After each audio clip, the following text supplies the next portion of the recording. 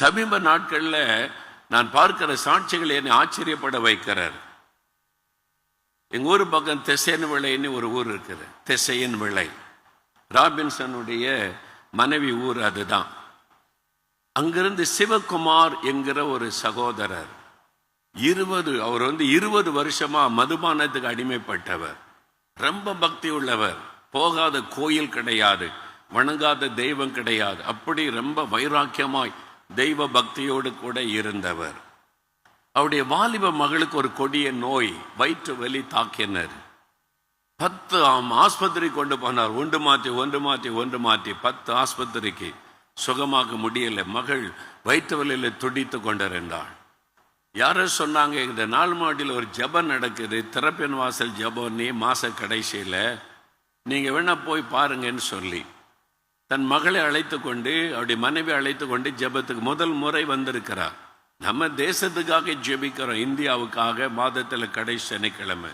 அதில் உட்கார்ந்து இருக்கிறார். முதல் முறை இதெல்லாம் கிறிஸ்துவ கூட்டத்தை பார்க்கிறார். வசனத்தை கேட்டு ஜப நேரம் வந்தபோது அவர் சொல்லுகிறார், என் லைஃப்ல முதல் முறை இயேசுவே என் பாவத்தை மன்னிச்சு என் மகளை குணமாக்குங்க. முதல்ல பாவத்தை விட்டு மனம் திரும்பினார். மனம் திரும்பி அழுதார் ஆண்டவர்கிட்ட, இயேசுவே என்னை மன்னிச்சு என் மகளை குணமாக்குங்க. ஆண்டவர் அந்த ஜபத்தை கேட்டார். அதே நாளில் மகளுக்கு சுகத்தை ஆண்டவர் தந்து விட்டார்.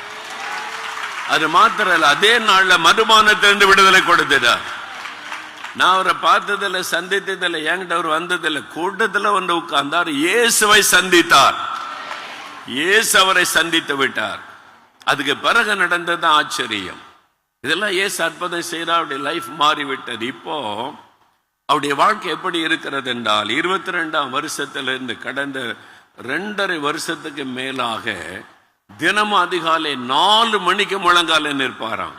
அதிகாலை 4 மணியிலிருந்து 6 மணி வரை 2 மணி நேரம் முழங்கால நின்று ஜபம் பண்ணுகிறார். ஐயா சிவகுமார் ஜபம் பண்ணுகிறார் இந்தியாவுக்காக. 4 மணிக்கு முழங்காலில் நின்று ஜெபிக்கிறார்.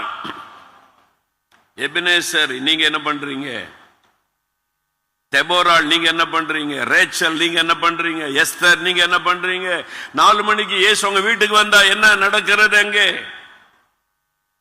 ஒரு சிவகுமார் 4 மணியிலிருந்து 6 மணி வரைக்கும் முழங்கால் நின்று தினமும் ஜெபிக்கிறாரா இந்தியாவுக்காக. நான் அவர் நேரில் பார்த்ததில்லை. அவர் இந்த அனுபவத்தை சொல்லிக்கிறத கேட்டா எனக்கே ஒரு ஆச்சரியத்தோடு